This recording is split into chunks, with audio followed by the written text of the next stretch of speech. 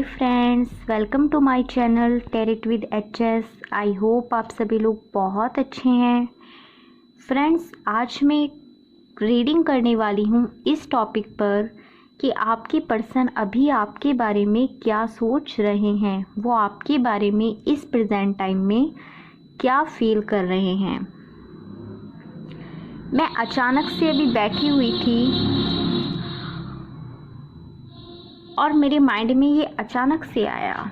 सो मुझे लगा कि एक डिवाइनली गाइडेड रीडिंग है। ये मैसेज मुझे चैनल हुआ है कि इस टाइम में मुझे रीडिंग करनी है इस टॉपिक पर। शायद कुछ लोगों को इस टाइम में ये रीडिंग सुनने की बहुत ज़्यादा ज़रूरत है। सो इसे पॉजिटिव माइंडसेट के साथ देखिए, जितना ये आपकी सिचुएशन के साथ रेजोनेट हो, क्योंकि एक जर्नल कलेक्टिव रीडिंग्स हैं। तो जितना आपकी सिचुएशन के साथ रेजोनेट हो रही हैं, प्लीज़ उसे उतना अपने लिए रखें एंड लीव द रेस्ट। इसके साथ ही ये एक जेंडर स्पेसिफिक रीडिंग नहीं है, तो इसको कोई भी व्यक्ति अपने लिए देख सकता है। अगर आप मुझसे एक पर्सनल टैरेट रीडिंग लेना चाहते हैं तो उसके लिए डिस्क्रिप्शन बॉक्स में दिए हुए ईमेल आईडी पर आप मुझे कांटेक्ट कर सकते हैं। So without wasting much time चलते हैं रीडिंग की तरफ। सो फ्रेंड्स, आज की जो हमारी रीडिंग है वो पिक ए पाइल रीडिंग होगी। आप अपनी या अपने पर्सन की DOB यानी डेट ऑफ बर्थ से अपनी पाइल को सेलेक्ट कर सकते हैं। So without wasting much time चलते हैं रीडिंग की तरफ। सॉरी फ्रेंड्स, बाहर से बहुत ज़्यादा नॉइस आ रहा है और उसके लिए मैं कुछ भी नहीं कर सकती हूँ। पाइल 1। सो जिन लोगों के पर्सन या उनकी खुद की DOB 1, 8, 19, 22, 28, 7, 4, 27, 3, 5, 12, 14, 16, 18, 21, 23, 26 या 30 है, तो उन लोगों के लिए आज की रीडिंग। सो प्लीज़ डिवाइन, मुझे डिवाइनली गाइडेड कीजिए और ये बताइए कि मेरे व्यूअर जिन्होंने पाइल 1 सेलेक्ट किया है, उनके पर्सन इस वक्त में उनके लिए क्या सोच रहे हैं। ऑलराइट,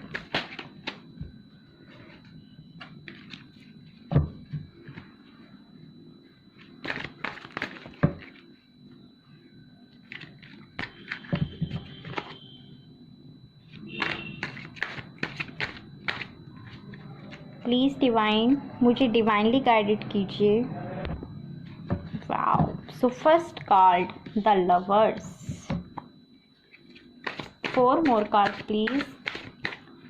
डिवाइन, मुझे 4 कार्ड्स दीजिए।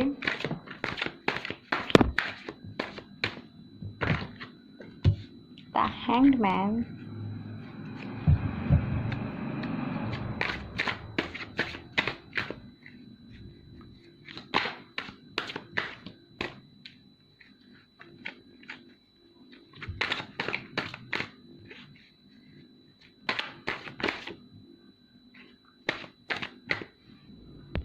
all right.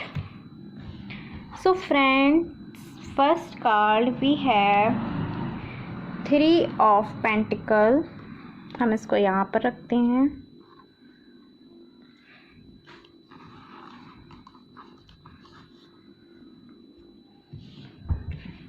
The Hanged Man, the Tower,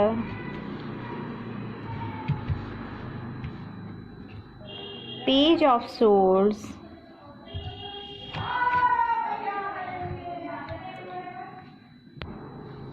the Lovers, and bottom of the deck, very positive card, the Sun।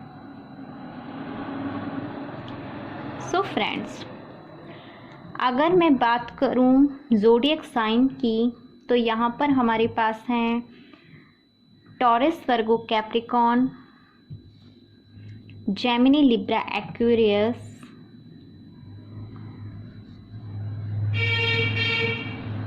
ये मुझे यहाँ पे प्रोमिनेंट लगते हैं।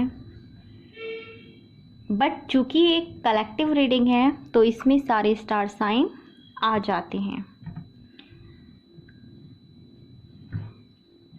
विथ 3 ऑफ पेंटिकल्स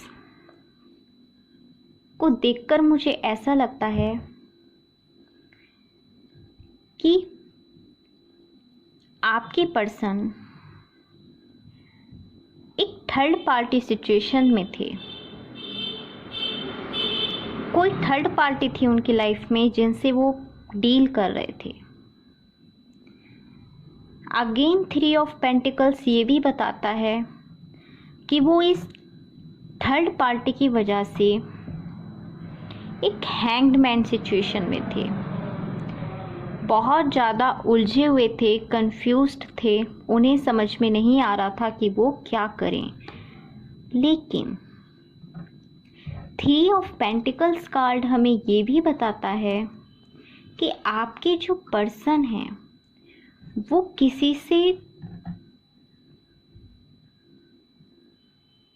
एडवाइस ले रहे हैं, किसी बड़े व्यक्ति से एडवाइस ले रहे हैं, उनसे ये बोलने की कोशिश कर रहे हैं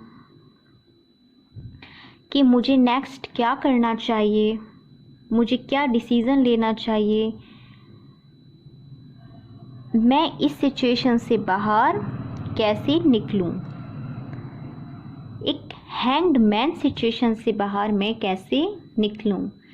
अगेन द टावर, हो सकता है पास्ट टाइम में या कुछ लोगों के लिए मुझे ये प्रेजेंट टाइम की एनर्जी भी दिखाई देती है कि वो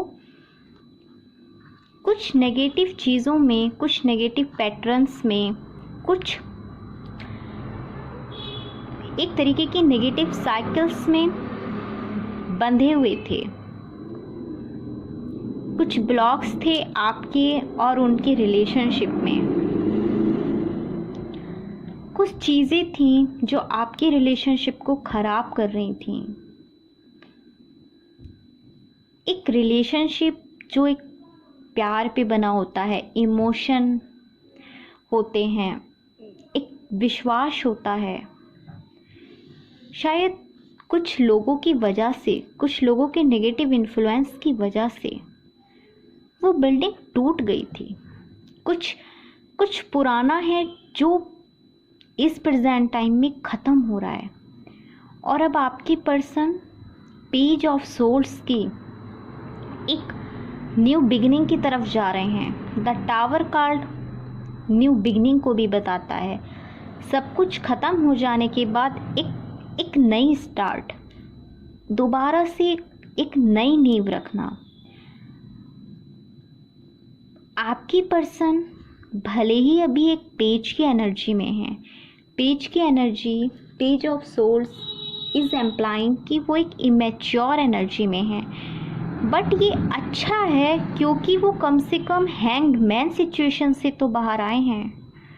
वो एक कन्फ्यूज़न की स्थिति से बाहर निकल के, जहाँ पे वो इस प्लांट से उल्टे लटके पड़े थे, जहाँ वो डिसीज़न लेने की, बिल्कुल भी कुछ सोचने समझने की हालत में ही नहीं थे, वहाँ से वो निकल कर पेज ऑफ सोर्स की एनर्जी में आए। लेकिन पेज ऑफ सोर्स की एनर्जी ऐसी होती है कि एक्शन लेने के लिए तैयार तो हैं, लेकिन ये डिसीज़न किसकी तरफ ले लेंगे, ये डिसीज़न क्या ले लेंगे, ये आप नहीं बोल सकते, क्योंकि यहाँ पे आप क्लाउड्स देख रहे हैं। ये जो क्लाउड्स होते हैं ये कुछ इनक्लैरिटी को बताते हैं, कुछ कन्फ्यूज़न अभी भी इनके माइंड में है, उस चीज़ को बताते हैं। द लवर्स कार्ड, आप लोगों का ये कनेक्शन डिवाइनली गाइडेड कनेक्शन है, एक डिवाइनली गाइडेड कनेक्शन। आप में से बहुत सारे लोग ट्विन फ्लेम सोलमेट पार्टनर से भी इस टाइम में रिलेशनशिप में हो सकते हैं, बॉटम ऑफ द डेक हमारे पास आया द सन कार्ड। ये टैरोट डेक का सबसे पॉजिटिव कार्ड होता है। द सन, एक न्यू बिगनिंग, एक अबेंडेंस, आपकी विश का फुलफिल होना। यहाँ पे मुझे ऐसा भी लगता है कि कुछ लोगों को उनके पर्सन की तरफ से प्रपोजल मिलने वाला है। आप किसी कमिटमेंट का वेट कर रहे हैं तो वो ज़रूर से यहाँ पर पूरा होते हुए नज़र आ रहा है। द सन कार्ड एक बेबी बॉय के आने को भी बताता है। हर तरफ खुशियाँ ही खुशियाँ, एक अबेंडेंस, हैप्पीनेस, जॉय, एक लाइफ को दोबारा से न्यू स्टार्ट होना।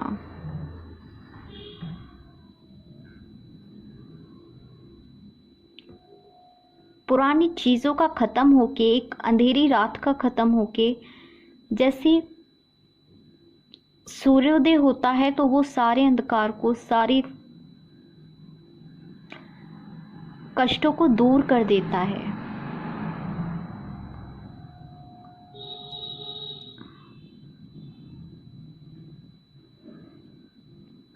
पशु पक्षी, हर इंसान इस सूर्योदय का वेट करता है कि कब सूर्योदय हो और कब वो अपने जीवन के कार्यों को आगे के लिए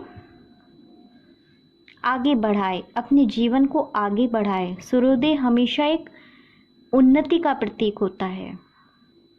तो यही है कि आपकी लाइफ में एक समृद्धि आ रही है, कुछ खुशियाँ आ रही हैं, अबेंडेंस आ रही है। सो ये बहुत ही पॉजिटिव रीडिंग है, पाइल नंबर 1। आई होप ये आपसे रेजोनेट की हो, आपको ये पसंद आई हो। प्लीज़ मुझे कमेंट्स करके ज़रूर बताएं कि आपको अपनी ये रीडिंग कैसी लगी। मैं जल्द ही मिलूँगी आपसे अपनी नेक्स्ट रीडिंग में, तब तक के लिए बाय। हाय पाइल नंबर 2। तो जिन लोगों ने पाइल नंबर 2 सेलेक्ट की है, 11, 15, 14, 9, 2, 6, 10, 13, 15, 17, 20, 24, 22, 25, 27, 29 और 31। सो हम देखेंगे कि इस प्रेजेंट टाइम में आपकी पर्सन आपके लिए क्या फील कर रहे हैं और वो आगे आपके लिए क्या करेंगे, क्या एक्शंस लेंगे। ऑलराइट, सो प्लीज़ डिवाइन मुझे डिवाइनली गाइडेड कीजिए और मुझे बताइए कि मेरे व्यूअर्स जिन्होंने पाइल नंबर 2 सेलेक्ट की है, उनके पर्सन अभी उनके बारे में क्या फील कर रहे हैं। ऑलराइट, प्लीज़ डिवाइन मुझे 5 कार्ड्स दीजिए।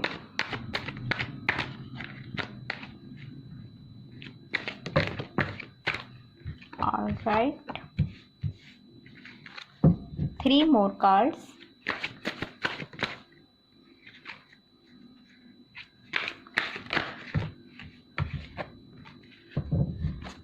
One more card please। Alright। So friends, यहाँ पर हमारे पास कार्ड्स हैं too much air energy, air element.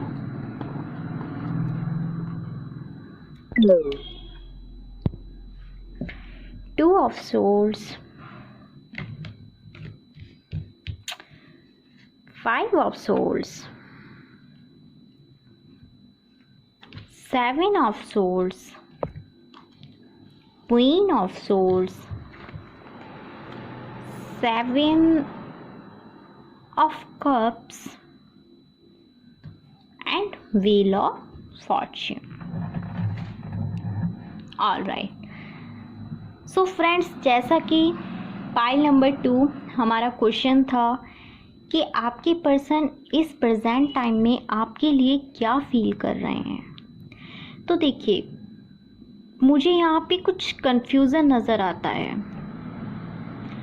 Emotionally वो हर्ट फील कर रहे हो सकते हैं, बिकॉज मून इमोशन को रिप्रेजेंट करता है। और अगर आप इस कार्ड में देखेंगे तो यहाँ पे मून भी उनका साथ नहीं दे रहा है, यानी मून भी उल्टा है।